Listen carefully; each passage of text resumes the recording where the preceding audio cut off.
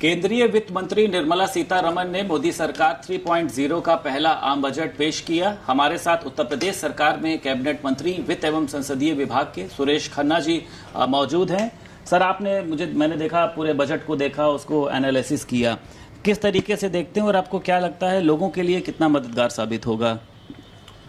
देखिए, माननीय मोदी जी के नेतृत्व में तीसरी बार सरकार बनी, उसका पहला बजट और माननीय निर्मला जी का 7वां बजट आज लोकसभा में प्रस्तुत हुआ। एक अत्यंत शानदार बजट है जो हमारे शॉर्ट टर्म के लिए भी और लॉन्ग टर्म के लिए भी बहुत बड़ा फायदा होने वाला है हिंदुस्तान का। खास तौर से जो हमारे फोकस्ड क्लास है, चाहे वो युवा हो, महिला हो, अन्नदाता हो या गरीब से गरीबतम हो, सभी लोगों का बजट में ध्यान रखा गया है।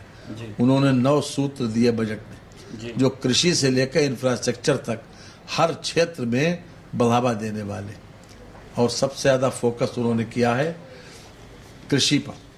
कृषि के लिए 1,52,000 करोड़ रुपए की व्यवस्था की गई है, जिसके लिए खास तौर से कृषि क्षेत्र को बढ़ावा देने के लिए 1 करोड़ किसानों को नेचुरल फार्मिंग से जोड़ने तथा उसको प्राथमिकता देने के लिए 11,500 करोड़ रुपए सिंचाई पर खर्च करने की बात कही, 109 फसलों पर फोकस करने की बात कही, मजदूरों को सस्ता घर देने की बात कही गई है।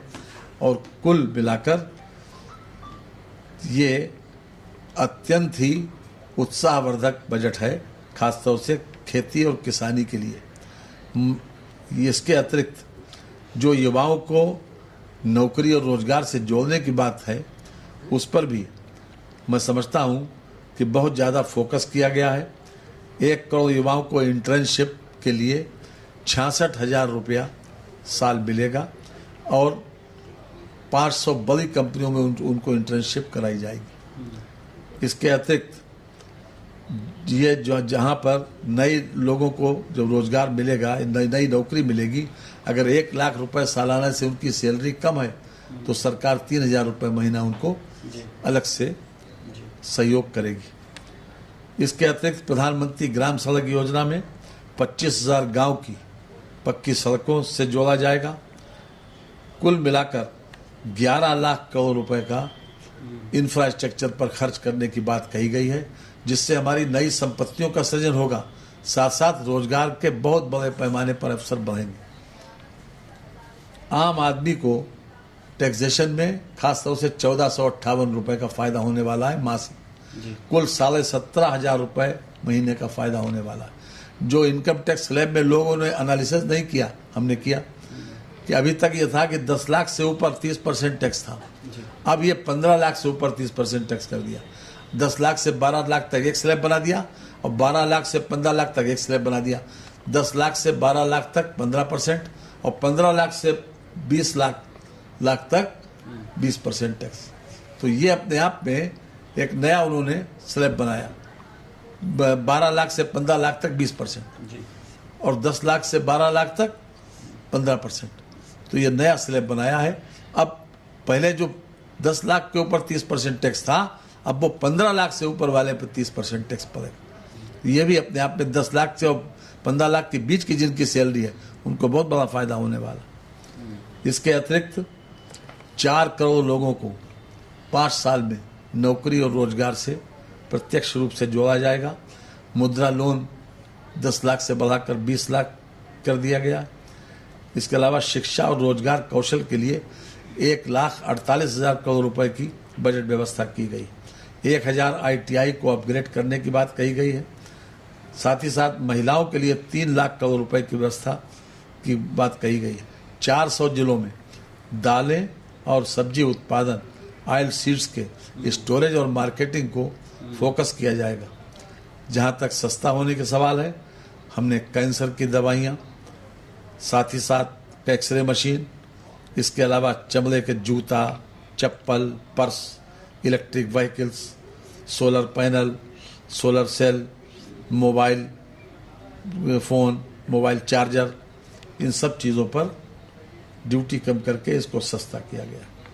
कुल मिलाकर अगर हम बजट का मूल्यांकन करें तो एक बहुत अच्छा बजट निर्मला जी ने आज प्रस्तुत किया ये भारत की उन्नति में सहायक होगा और ये शॉर्ट टर्म और लॉन्ग टर्म दोनों के लिए बहुत बड़ा फायदा पहुंचाए। ठीक, तमाम सर फायदे आपने गिनाए, लेकिन जो अखिलेश यादव है वो कह रहे हैं उत्तर प्रदेश के लिए तो कुछ है ही नहीं इसमें, एक बार फिर से इन लोगों ने धोखा किया है।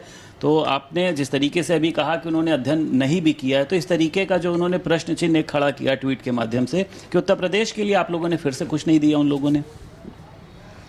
जब उन्होंने इंटरिम बजट पेश किया था उसी वक्त बता दिया था कि हम जो 2,18,000 करोड़ रुपए का हमको मिलेगा, पहले ही बता दिया था, जब फरवरी में जब ये इलेक्शन से पहले इंटरिम बजट पेश किया था। तो ये लोग तो बिना पढ़े प्रतिक्रिया दे देते हैं, बजट को देखा भी नहीं, बजट का अध्ययन करें, बजट का कायदे से विश्लेषण करें, ईमानदारी से प्रतिक्रिया दें तो समझ में आता है।